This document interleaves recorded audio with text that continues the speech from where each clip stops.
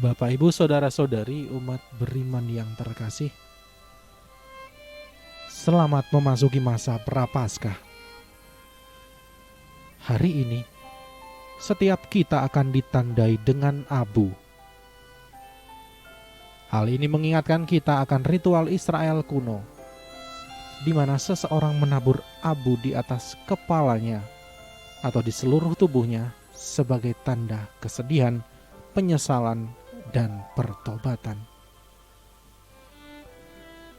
Bagi kita, sebagai umat Allah, abu menjadi tanda pertobatan dan pengingat kefanaan kita sebagai manusia. 40 hari ke depan, kita berada dalam masa pertobatan. Kita berpantang dan berpuasa. Jalan untuk kembali kepada Allah terbuka lebar jika penyesalan kita berasal dari lubuk hati terdalam. Allah akan menyambut kita seperti anak yang hilang, yang kembali ke pelukannya dan patuh kepadanya. Masa pertobatan juga merupakan saat di mana kita memutihkan hati agar layak menyongsong puncak karya keselamatan Allah bagi diri kita, yakni Hari Raya Paskah. Saudara-saudari terkasih, apa sabda Tuhan untuk kita hari ini? Dan bagaimana kita akan merenungkan serta mengamalkannya dalam setiap tutur kata dan perbuatan kita? Bersama-sama dengan gereja Allah yang kudus, mari kita hening sejenak sambil membersihkan hati agar pantas dan layak mendengar sapaannya yang kudus.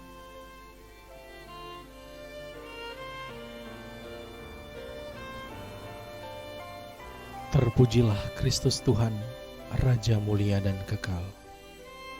Terpujilah Kristus Tuhan, Raja mulia dan kekal. Pada hari ini, kalau kamu mendengar suara Tuhan, janganlah bergetar hati. Terpujilah Kristus Tuhan, Raja mulia dan kekal.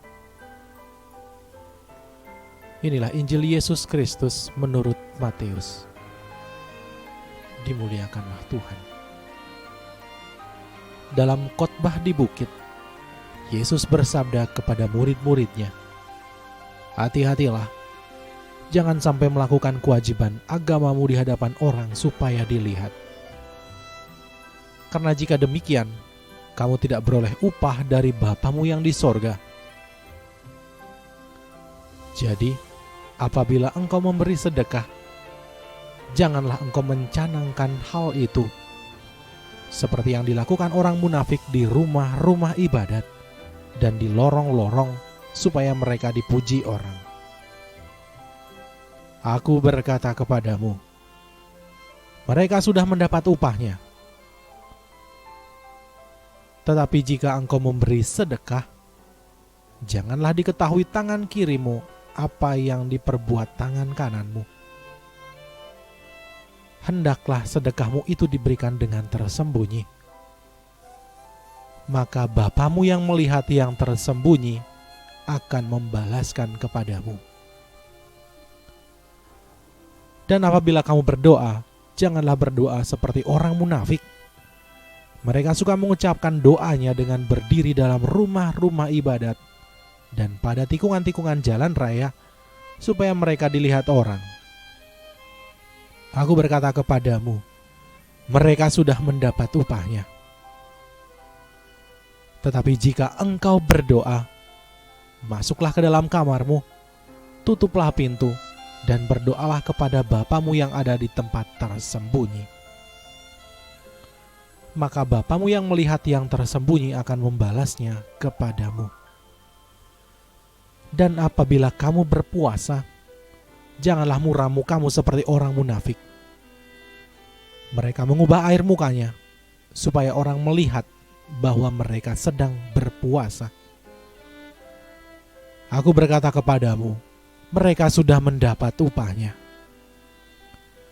Tetapi apabila engkau berpuasa, minyakilah kepalamu dan cucilah mukamu, supaya jangan dilihat oleh orang bahwa engkau sedang berpuasa, melainkan hanya oleh Bapamu yang ada di tempat tersembunyi.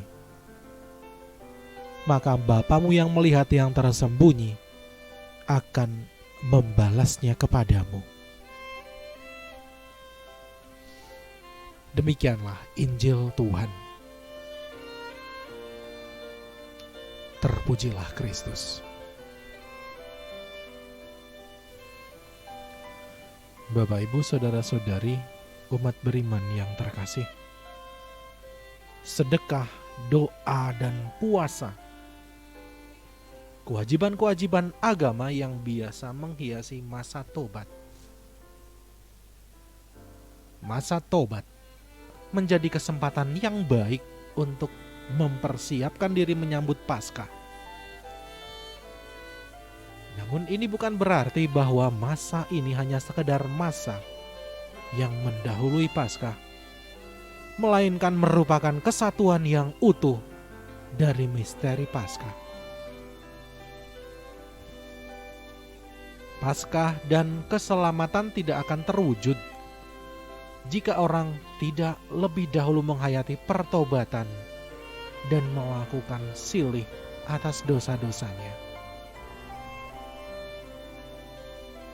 Sedekah, doa, dan puasa, inilah kewajiban-kewajiban agama yang juga Yesus tekankan.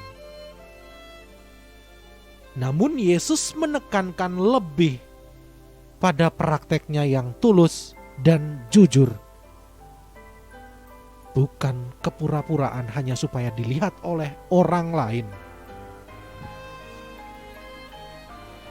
Maka Yesus menekankan pada setiap tindakan itu, bahwa yang perlu mengetahuinya hanya Bapa yang tersembunyi, supaya Bapa sendiri mengganjari setiap tindakan pertobatan kita.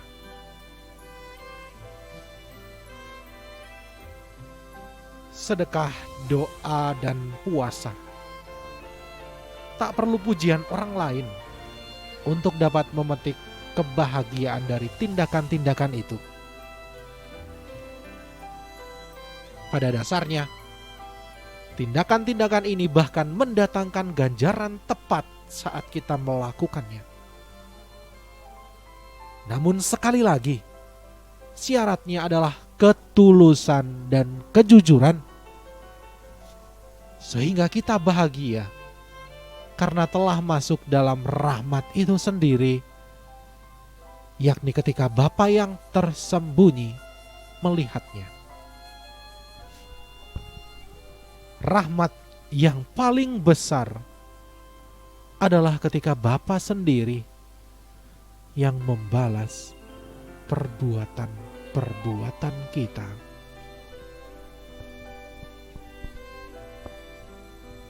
Semoga Tuhan memberkati kita.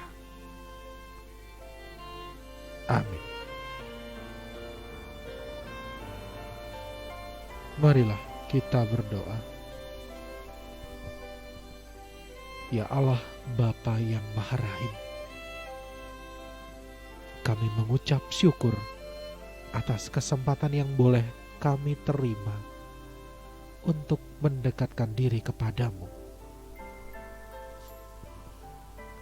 Semoga kami dapat melaksanakan kewajiban-kewajiban kami dengan tulus dan jujur, sehingga setiap perbuatan kami dapat berkenan kepadamu. Sebab Engkaulah Allah kami, kini dan sepanjang masa. Amin. Kemuliaan kepada Bapa dan Putra dan Roh Kudus, seperti pada permulaan, sekarang, selalu, dan sepanjang segala abad. Amin. Dalam nama Bapa dan Putra dan Roh Kudus. Amin.